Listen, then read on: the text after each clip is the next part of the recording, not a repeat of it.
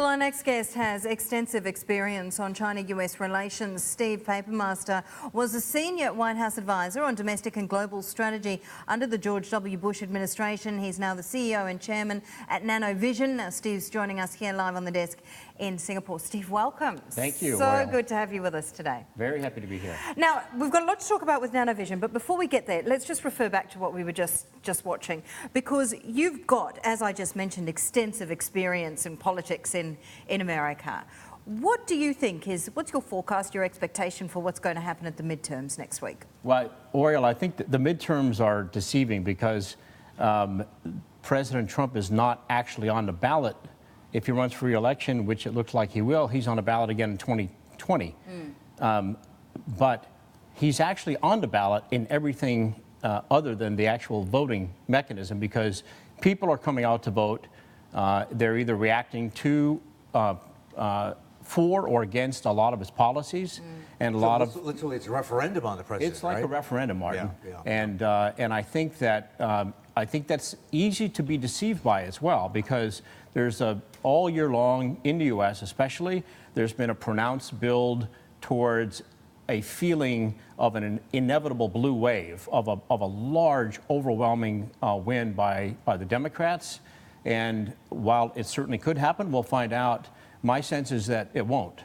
My sense is that if you look at the things that drive voting historically over decades and decades, the economy, employment, optimism, consumer confidence, and those are the drivers. And right now, the U.S. economy is on fire.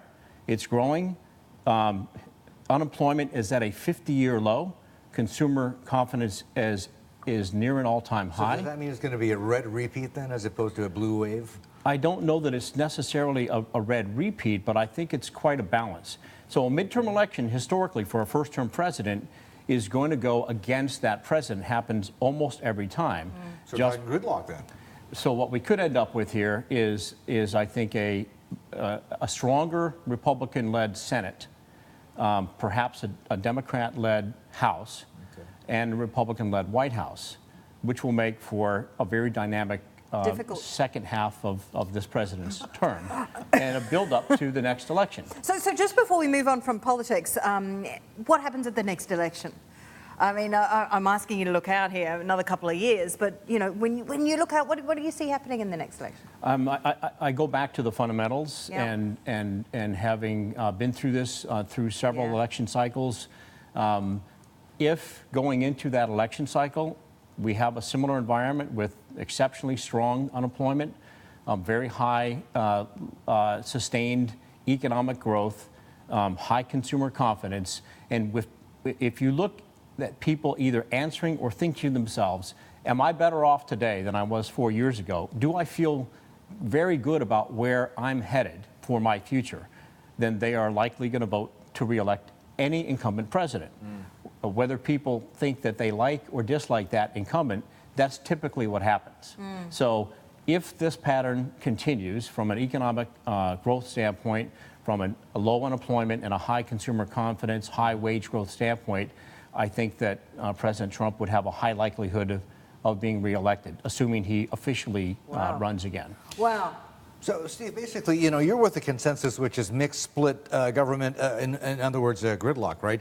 Talk to us. I mean, usually for people like yourself, for businessmen, they love this kind of stuff, right? Because it means, look, you're going to get stuck fighting with each other, so you leave me to do what I do best, which is make money, right, and run my business. In this case, though, I mean, I think that the stakes are a little bit higher. We're wondering what gridlock and mixed government means for legislation to do with tax reform, middle income tax reform, and also with further infrastructure spend. With gridlock, what are the chances those two things are going to go through? So in a mixed environment like that, Martin, if we have gridlock, I actually don't think it's necessarily gridlock. What it means is that you have a battle over ideas. You're going to have a lot of press headlines ongoing. You're going to have skirmishes and battles on policy issues. Not that much will actually happen legislatively. Potentially, when you have more of a gridlock situation, you don't get that much new legislation. So chances are things get gummed up at that level. But that doesn't mean that nothing happens, because the bully pulpit of a presidency is there. President Trump uses that as well or better than anyone. Now, again, well or better, he knows how to use it. Yeah. Whether people like what he does with it, what he says or not, is a completely different issue. Yeah. Sure. But he definitely uses it. Yeah. Executive orders, which President Obama used probably more than any other sitting president, and was used at times in the George W. Bush administration, are going to be a tool that's just waiting to be either threatened to be used or used. So it won't be a gridlock in terms of what doesn't happen or what does happen. It may be in terms of legislatively. Okay, Steve, let's go to Nanovision. Let's talk about what you're doing here in terms of the business overall for our viewers who haven't heard of what you're doing, because of course this is a business that you founded some time ago. Talk to us about what it means and where you're at right now in the process. Thanks, Ariel. We are at Nanovision building a platform that we often call the cure for curing. The most important thing that any of us have is our health. And yet, health care, actual health care, not insurance and reimbursements and the financial side, but caring for people, curing cancers, curing difficult infectious diseases that can often become a killer, is sick. We haven't had a new antibiotic in the market in 18 years.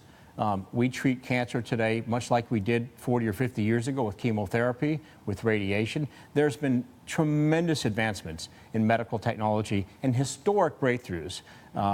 In our administration, we completed the Human Genome Project. We had the National Nanotechnology Initiative. We drove stem cell and regenerative medicine as an example. So there's been tremendous breakthroughs. And yet, overall, when you take a look at the fight between superbugs and antibiotics, the superbugs are winning.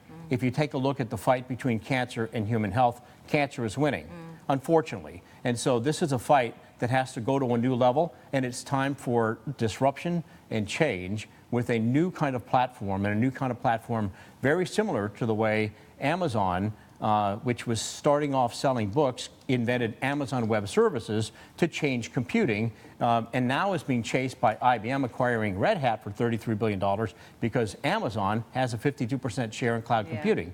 So things change dynamically. We're changing that in healthcare.